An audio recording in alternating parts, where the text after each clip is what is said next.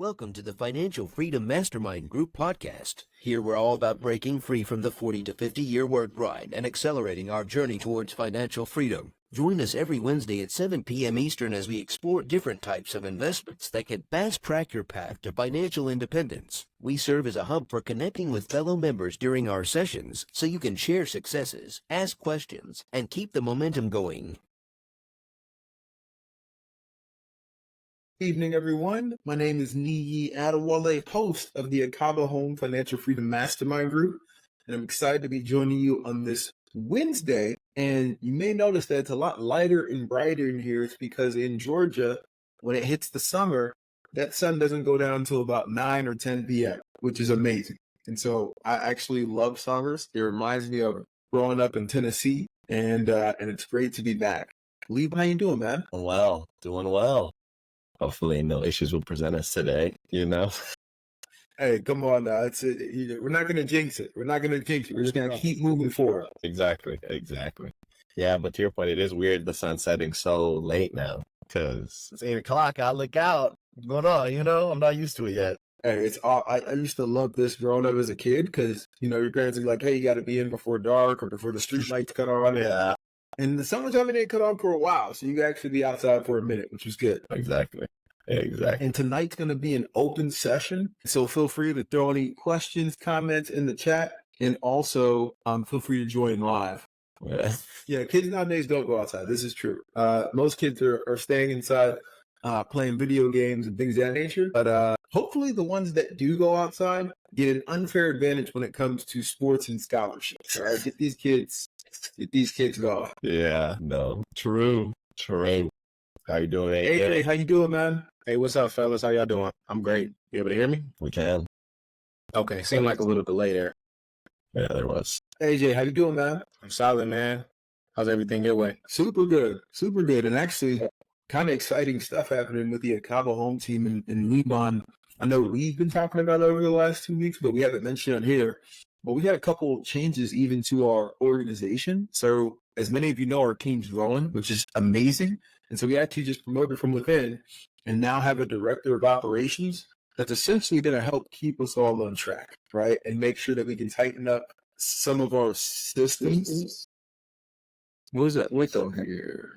Might be Jeff. You one's on site. Okay.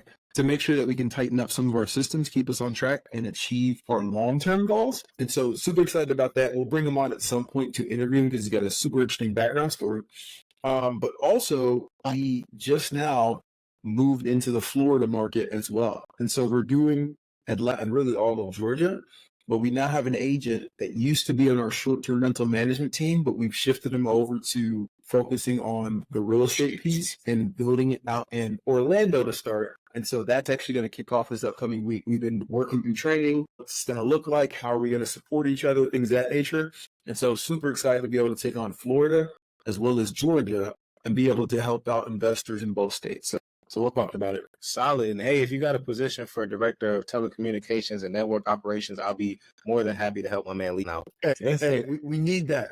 I might need a one-on-one consultation, just figure it out. I don't know if a director could figure that piece out. Man. We just got to get Leebot out of there, bro. I called him, y'all. So hopefully, check the modem. All of Just that. throwing in a little funny there. I tuned in this morning on my way to the W2. I was checking out the last podcast last week. I had missed out on it. Was a little busy taking care of some other things, but I'm sounding like you guys had a great conversation. I know Justin was building some ADUs and things like that. So yeah, like always great topics to start. One thing I love about real estate is let me take a step back. Sometimes I think the management piece, and maybe that's just starting out. It's just making sure your processes and everything is in order. That's kind of like the more like dull things. I mean, yeah, it can be fun at times, but what really gets me going is talking about what the market is like, how you can make the most use of your dollar, things of that nature. So that's why I really enjoyed that last episode. You guys just talking about different strategies, talking about the market. Definitely seems like things are stagnant right now due to the election. But I'm definitely looking to see what it is to be after the 2020 election. Yeah. 100% agree. I think you just summed up a lot. Like, it's not always about just acquiring a new property. It's how can you make the best use of your current properties. And to your point, I mean, with our team, we have by this time tomorrow, 7 listings that are live right now. And it's one where if somebody's interested, we're actively chasing them down, right? We're reverse prospecting. We're getting these things sold and under contract. But it's taking a heck of a lot of effort because the interest rate staying high for this long is not something anybody saw. And now buyers have options. And so on the flip side, as us as investors, this is the time period to be going out there and getting aggressive because you can, right? Like we're talking about going after large properties and putting a heck of a lot less down and not budging in certain things. And it's actually like it's working because that uncertainty. Once the interest rates start coming down, which to your point, AJ, is probably not going to be until after the election now because the Fed just held steady. They said they may do one rate cut this year in September, but that's way too close to the election time. It's probably going to be after, which would be January, February. And so, yeah, we are actively going after different deals right now for our investors.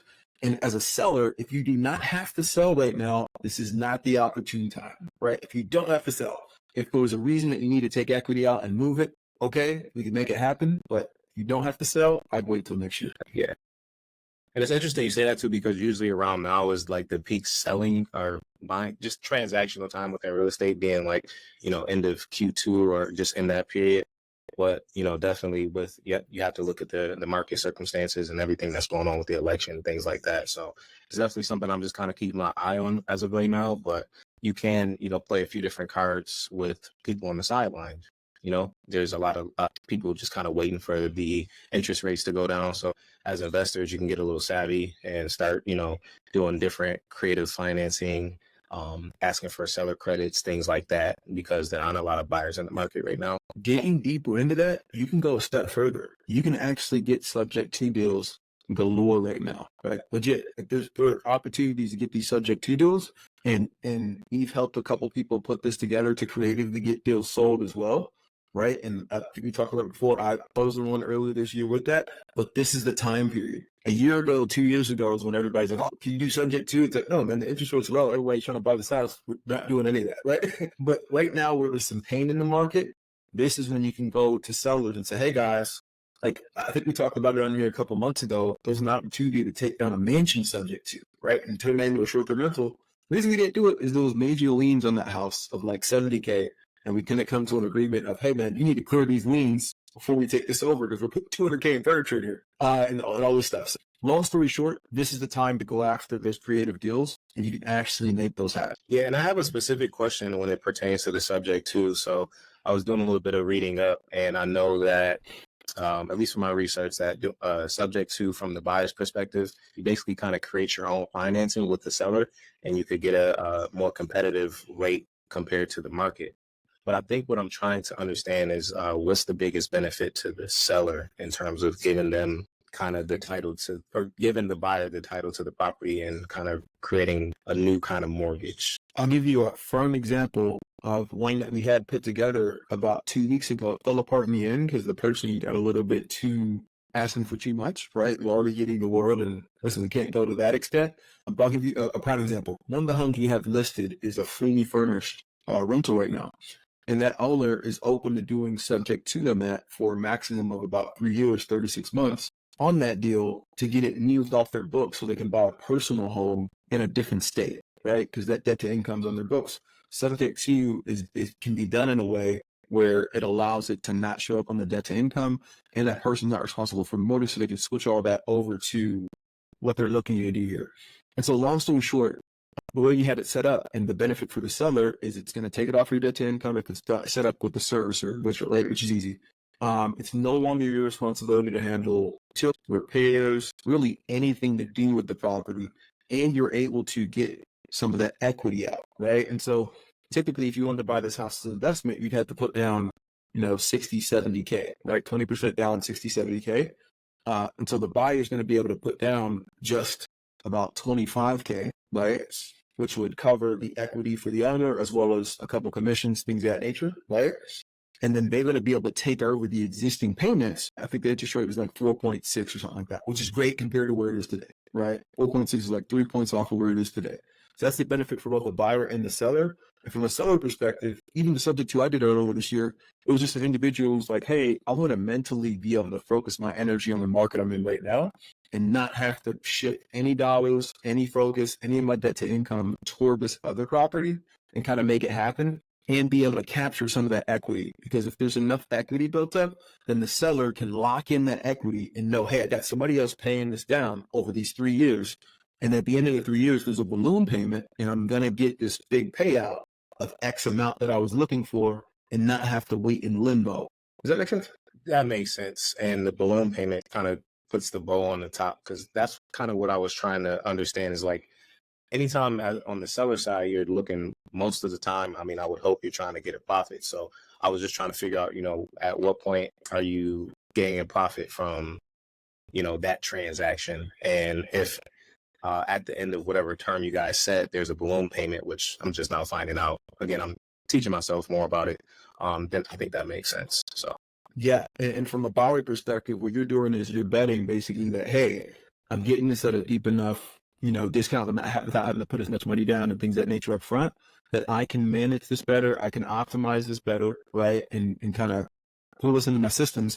And then in that 3-year or 5-year, whatever you guys work out time period, this home's going to be worth more. There's this coming down the pike. And so I'm going to refinance it, almost like if you did a better deal, or I'm going to just sell it, right, and keep the spread. So it's almost like an extended wholesale deal with it. If that makes any sense. now, is the buyer making those payments? Is the ownership still in the hands of the seller, or is it transferred to the buyer? So there's a couple of ways to do this, right? Now, depending on which side you're on, so if you're the buyer, right, we work with our lawyers to get the title transferred so you can have the power to do that refinance, things of that nature. If you're a seller, you can wrap it in a different way to where you still keep title. But long story short, either way, when you're doing a subject to, if you're the buyer, you would want to ideally take on title and then have a secondary lien that's recorded, and we do this through all the lawyers, right, for the amount above what's owed that's due to the seller. So for example, hey, say you get this property at 300, right, and there's additional 50K that's due to the seller, right? And so you could wrap it up to where title shifts to you. You're taking over that $300,000 mortgage that they have left, and that other 50K is due in 3 years. And so now they have a secondary lien on that property, to where if you refinance or sell the property, the first lien gets paid off first, which is the mortgage, and the second lien gets paid off, and then you get a check for whatever's over that.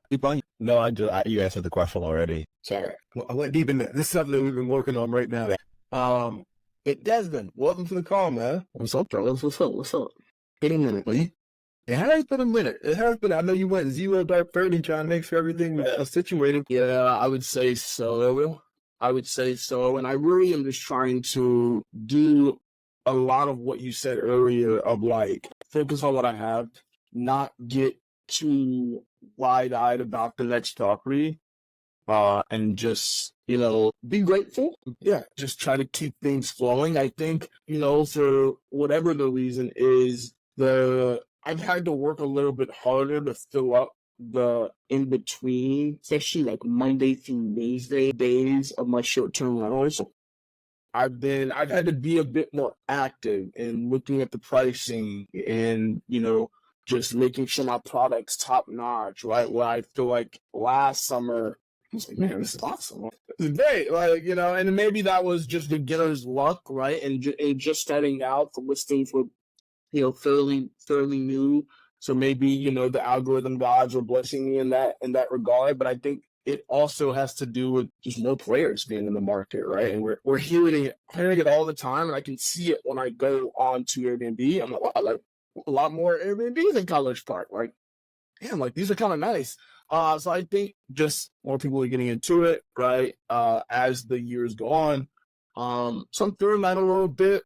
Yeah, man, I think I'm still for sure. And I think the rest of the year is going to be just like maintaining, but also like just buttoning things up, right? So like I had none of the like acronyms that you are told about when you first get into real estate. So I don't have any LLC, I don't have no trust, I don't none of that. So I really want to look at that piece hard and understand what is the right move and just make sure I'm talking to the right people, right? Surrounding myself with the right people, building the right team, because I realize more and more every day that one, I'm realizing like, man, as much as I wish I did, I don't know everything.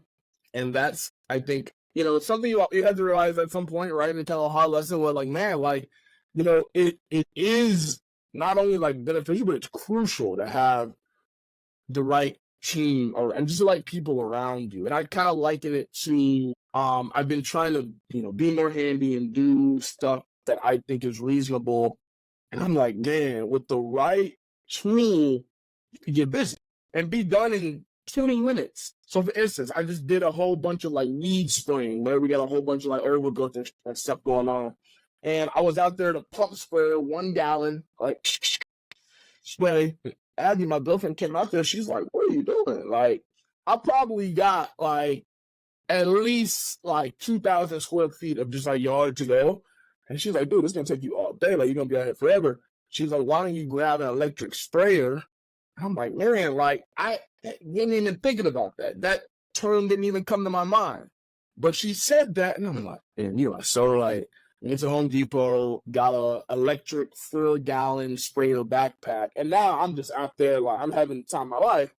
And I'm done in like 30 minutes, where like it probably would have taken me 3 hours doing basically the same thing, just with the wrong tool.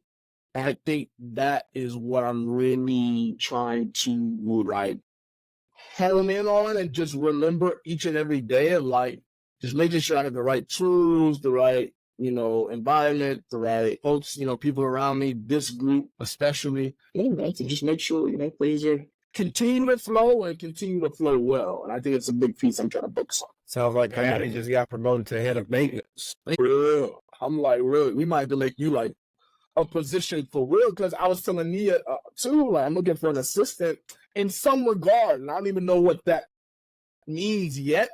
And I'm still trying to formalize it as the weeks go by, but that is really taking my time. And so then the Nia kind of mentioned to me, like, think about that, right? What are you spending the most time on?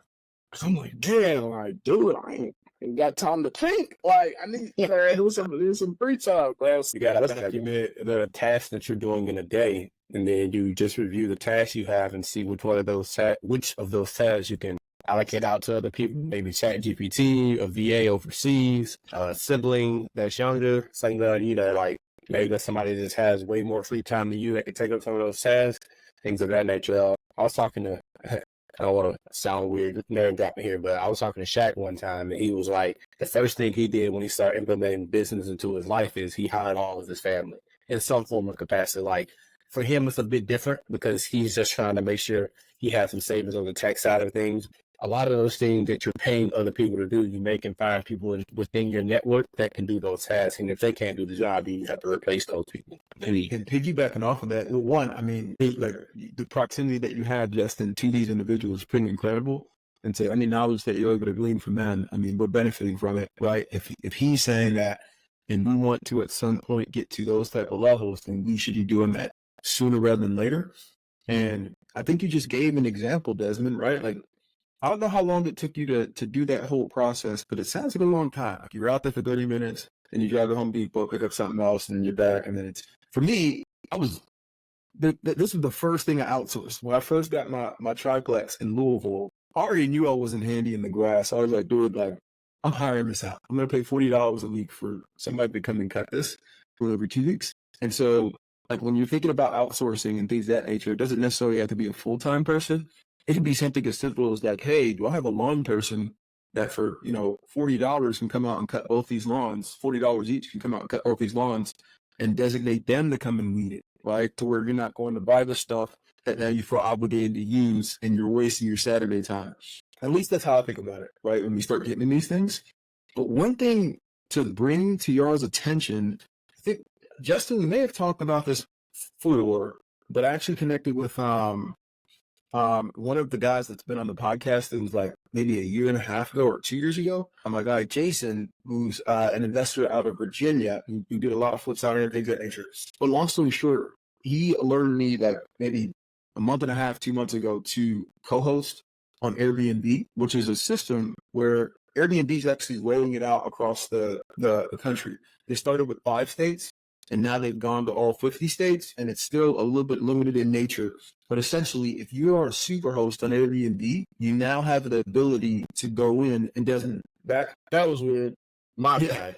No, though. You look like me. I know. I was like, damn, I'm feeling like leaving for all right. My bad. Go ahead. No, so we were just bringing up another piece. So we were talking about like delegating things of that nature, like, hey, you could hire the wrong person instead of going back and forth. Well, beside the point, there's another thing that Airbnb is launching, and I actually just talked to the representatives earlier today, and they sent me the email so I can get my profile tightened up. They're launching a co-host service, and essentially, if you're looking to get into co-hosting, it's not as you are a secret host. They'll actually start promoting it to others, and they're building like a landing page and all this stuff. And so you'll be able to take on more clients. And so my guy Jason has been able to get like 3 or 5 rental or management clients from that, and he's building out his business out in Virginia. And so he put me onto this a little while ago, and I just now got around to actually doing it. But long story short, that's an opportunity as well if you can think about co-hosting and wanting to build your business out without actively having to go buy another property. Yeah, I know some of the calls that I think I hit you up about it at one time, similar to what we were talking about earlier. I created like a one-pager in ChatGPT that I'm able to send out to people that are looking to add co-hosting as a responsibility for someone else. Because you got a lot of people that want to get into this Airbnb space and they're looking for people to help with their management. So, you know what it is. It's a lot of checking in with guests, make sure they have everything they need, and you can do that remotely. So it's definitely a good opportunity to add about 10 to 20% to your bottom line without having to acquire new property like you said. And how's it coming for you in this initial? Because I haven't updated anything yet. I just got the email. I need to do it like tomorrow. But how's it coming for you right now? I've gotten 1 to 2 leads, not a ton of stuff. I probably actually need to go back and look at it more myself. It's just similar to what Desmond is saying, like doing so much optimization is like sometimes I forget about those things. Like I'm constantly looking into new tools every day, just trying to put everything in place. So when I get those emails, like, all right, now I can go back to this, just trying to set up everything up front. And then as it comes in, it'll come in. Similar to like Booking.com, like now that that's up and running, I've been getting several hits on Booking.com. So it's more so about putting those things into practice. And for me, I just think they'll come when they come. I'll just be ready for the opportunities. Yeah, it's music to my ears about your Booking.com success. Again, hit me up, guys. I'm just shameless plug here. No, Desmond, you are awesome with it. And actually, that one coming your way on Friday. So yeah, it's awesome, man. Awesome. Yeah, I appreciate you. And thank you for literally being my first client and randomly starting this like Booking.com kind of like onboarding business for me. And, not for me, but with me, right? And with that said, I've gone back and forth on, do I build out the management business or like at least try to, see what that's about?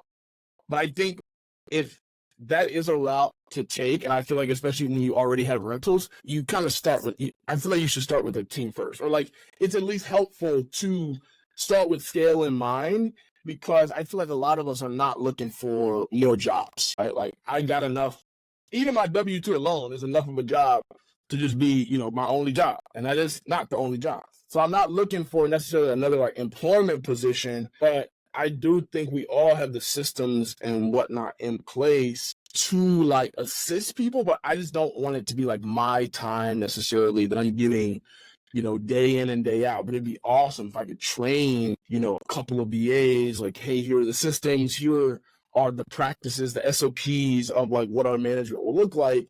And now let's go like, be a co-host, and maybe you guys use my account or whatever. But like, I'm going to figure out how to do that without it actually being me that has to go do everything. To your point, Desmond, I've been thinking about that a lot, right? Thinking about how can I leverage the things that I'm already doing inside of this business to like grow and scale. And one thing will basically eliminate the things that I'm paying the most for. One thing that I've noticed is like cleaning fees. Like even if I'm getting a great rate on cleaning fees, it's like, why not just establish a small company that's basically overseeing the cleaners the same way I'm already doing it anyway, right? It's like the same way I found a cleaner to bring on to make sure they clean my properties, right? What if I could find some other homes that need cleaning too? So now I'm adding those houses into the cleaning portfolio. But like the main reason why I started this business was to make sure that my homes get cleaned at a great rate, right? So like if I'm owning the company, even if I'm getting the cleaning at $200, I can cut that down to $150. So that's basically $50 going in my pocket. but like I'm paying the cleaner $150, right? So the cost is $200 for the business, quote unquote, but the other $50 going back to the bottom line of the business. So if I'm already going to be managing these cleaners anyway, all right, can I find some other Airbnbs that need to be cleaned as well? Add them on, but they'll pay the actual rate, but I'll still pay the cleaner $150 because she's an employee in my business, right? So we continue to scale that way, and all she's doing is taking on new cleanings and also cleaning my buildings in addition to the ones that she already had. So I think about it like franchising, right? All of these McDonald's, they're under the same umbrella of what McDonald's does. They just have these individual people that are running these McDonald's. So I can empower the cleaner to essentially be running her own business, but that business funnels back into my umbrella of all the businesses that I have wrapped around my Airbnb. Same with your lawn guy, same with your handyman. It's like, at the end of the day, you said you don't want to create more jobs. You're not creating more. I don't look at it as creating more jobs for myself. I'm just overseeing all the people that are doing the jobs that I don't have the time to do. I may have time to manage all these people, but I don't have time to do all of their job. And piggybacking off of that, digging in a little bit deeper, I love this, right? This is a really deep conversation. I think Desmond, like the way that you kicked it off is what you have to have in mind to begin with, which is what is your end goal, right? You have a job that you like that's high paying, right? That you plan to do for a while. There's no need to start leaning heavy and do a lot of these other things, right? The whole point that I started building out that management business is because I had a goal of leaving the W-2 and moving into full-time real estate by, let's say, the end of 2025, something like that, right? That was the goal. But then the management piece was like, hey, if we start picking this up, this is not something I factored in. If we get X amount a month coming in, I may be able to accelerate that timeline while the real estate agent piece builds up. And so the goal was to move full-time, and that's why we started building that piece out, which was a adjacency to the realtors that we already own, right? It's like, hey, how can we make this kind of net neutral or make more income off of this to accelerate that timeline? And Justin, when you talk about, I've literally had many conversations in my head and with others about this piece, especially the cleaning piece. On average in a month, we pay between 12 and 15 grand a month on cleaning, right? That's how much you get that. I'm like, dude, if I was the manager, that could be another, like, cut that in half or at least a quarter of that, right? Could be coming back to the management business. I just don't have the bandwidth. You gotta understand what your goals are and what you're looking to do right now, potentially, right? But you gotta understand your goals and what you're looking to do, and then start building the systems for it. Because that property management piece, it's not necessarily managing the guests that becomes a bit of a time suck. It's managing the owners, right? And then managing the vendors, and then sending invoices and making sure all the systems are set up. And it's not going to look great when you first start out. Full transparency, it's going to be pretty messy, and a lot is going to be on you until you get to scale to where now it's like, okay, things are just happening and you're kind of just in the background. Similar to when you're building your own portfolio. But long story short, I think the way you're thinking about it is correct. You got to understand, hey, what is my goal? If your goal is to continue to build that passive income for your portfolio, then you should do exactly what you're doing, Desmond. Just continue to optimize, build up that income for the next down payment, and then do another house hack. And now maybe you have enough within your own portfolio to hire a VA that can do some stuff, or at least hire a lawn guy that can cut everything. I got a lawn. I'm not cutting no grass. I just want to put that out.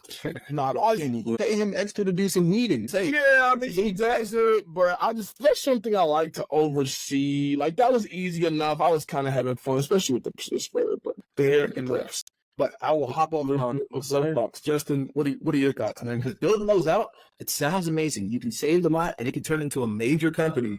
But I know for me, when I'm hiring people, and companies, things of that nature, holy bomb. So listen, I expect you to be with, but there's a couple strikes, you mess this up, getting moved away. But yeah, I mean, 100%. I definitely hear you. I guess for me, I'm thinking about, like, at the ground level, if I can establish those baselines now, like similar to what we're talking about, empowering people around me, like, I may set the initial stuff to where, messy, me boots on the ground, get it all established, but now I'm looking for people who can I empower to oversee these things, right?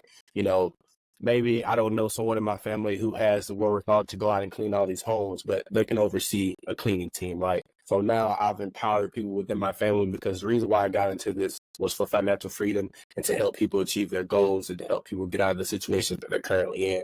So that's how I look at it, is like all these things that I'm looking to establish within the things that I'm already doing.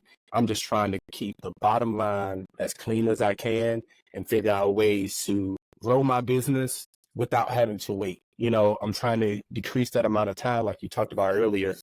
And for me, it's like the perspective of finding more clients for the property management. Sometimes like, oh, that could be a little tricky, but like, I feel like the cloning thing that may be easier to get into, or like, what do you call it? I can't think of what you call it. The barrier of entry is a little bit lower because everybody needs cleaning. Like you said, a few strikes, people are already ready to move on to the next thing, right? It may be a little bit harder for someone to switch over to the property management system. Because like, if you can get it on the cleaning and then like, hey, I also got a property management thing, it's like, you can kind of create that snowball effect of like, these are all the things that I can offer you. And then now, next thing you know, you just completely taking over that thing and you continue to snowball it. I guess that's just how I'm kind of looking at it, because to your point, right now, I'm not to the level that you've gone in this game, so I do have a bit more time. And I am trying to eventually work my way out of that W-2. Anything that I can do to increase my income as an entrepreneur, I'm looking to do it because I do have a little bit more time freedom right now. Not a ton, but I do have a little bit. Yeah, I love it. It's two people going after the same problem in semi different ways, right? And Desmond, did that sum up kind of what you were looking for? Like as far as like, hey, you still plan to work W-2 for a bit, or was I completely off base? Man, it's a question that is coming to me in all different ways in my life. Because one word that you said that I'm really trying to hone in on, the goal. The goal is financial freedom. I think we could all agree on that. The goal is to, at some point, and I personally, I think have been a little bad with like putting this stuff on paper, writing it down. I know Nia's told me, do you got to write your goals down? You know, beginning of the year, that was 6 months ago. It's like we blinked and now we in June. I'm like, Jesus, I didn't got time to write. But, you know, it's like, what is the goal? Because I feel like, you know, a majority of us in this group, AJ, Justin, I know, it's like we have these very solid jobs, and Levon as well, right? We have these very solid jobs. Hold on, man. He been. He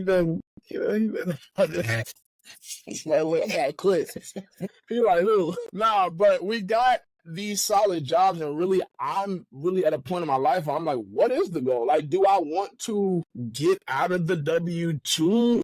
I like coding. I don't want to be doing what I'm doing in 5 or 10 years in the same place. Now, if I could be in tech making maybe double what I'm making now, I mean, at least consider it. That's right. You know, so that's kind of really where I'm at. And like, I'm at a big kind of I don't want to call it a quarter life crisis. A lot of people want to put that word at the end. For me, it's like quarter life reevaluation. Yeah, where like when I got out of college literally 5 years ago, last month, the goal was run as fast as possible and run it up to the moon, right? And get as many these that can be gotten within reason, right? I'm not trying to just be greedy and take everything possible, but like, you know, let's see what we can do, you know, with these newfound dollars that are being made, right? And now I'm at the point I'm like, okay, I've done that. Cool. And it's gone, you know, in my eyes fairly well, but I'm like, that's not a sustainable play, right? You know, a lot of people say if you want to go fast, go alone. If you want to go far, go together. And that the together piece is what I'm really trying to focus in on now, but also like, where do I want to go, basically? So Your goals and your why are going to be in a constant state of change, right? You know, like you said, when you came out of college, it's like your goal may have been just to simply find a job. You know, now you've got that job, you've worked in this field, or like maybe you're like, all right, I thought this was going to fulfill me for the rest of my life. Now I see what this real estate thing can do. So now your goals have started to shift a little bit, and your goals may shift again within the real estate piece. It's like, we really don't know. Only one person has the plan for us. You know, we're just the vessel living through this. That's how I believe in this. So I just try to take it one day at a time and put my best foot through it, because if I'm giving it, whatever I'm doing, if I'm giving it my all, I know it'll be successful because I believe in the higher power. So that's just kind of how I look at it. And to your point, I would say don't necessarily focus on things that in goal, because we technically probably never know what that is. We only can control where we're going. And then now writing down those goals may be very important, because now you can look at it in a snapshot. It's like, all right, what do I want to accomplish within this year or the next year or the next 5 years? And that makes it a whole lot easier to accomplish. And like, your financial freedom may be a lot closer than what you realize. I was talking to Nee the other day about a system that kind of can track your portfolio, right? you may have a lot of money tied up in your portfolio that you didn't even know was there. And you're a lot closer to your financial freedom goals than you realize, right? And like, what does your financial freedom actually look like? Because it's different for everybody.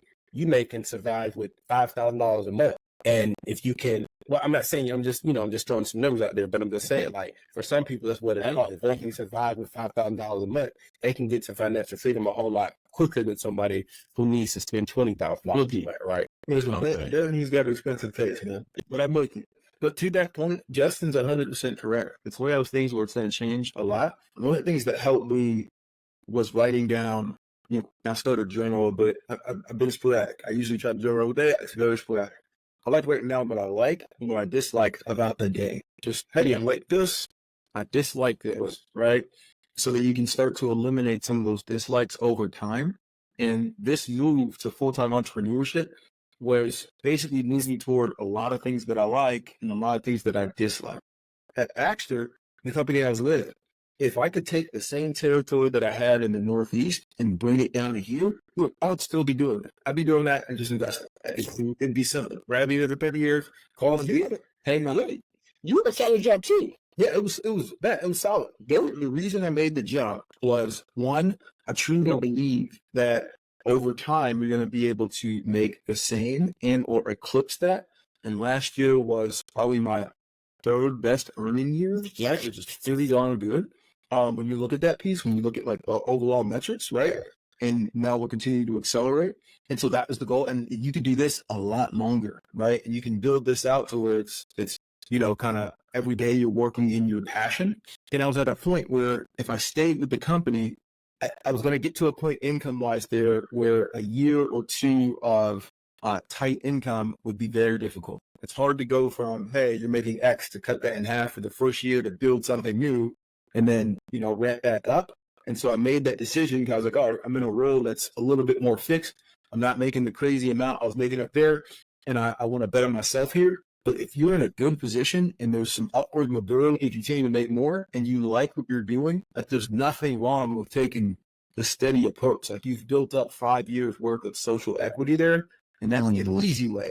But if you still can find like, hey, I really have passion for some of these other things, and I believe I can ramp it up, within say 2 years, if I focus at it to get it to that point, okay, now we're talking. Yeah. Figures in real estate sales, well, I made the situation, right? And I was like, okay, it's 6 figures. I believe I can get to where we were. Just get it like a year or two. All right, let's do it and make the jump. And you did that while you were still in your previous job. Yes, and it drove me crazy. I literally was living on the park. It hit and felt good because I stick to the one job. I was like, okay, thank you. That's glad I got one job. I know you. I won't win.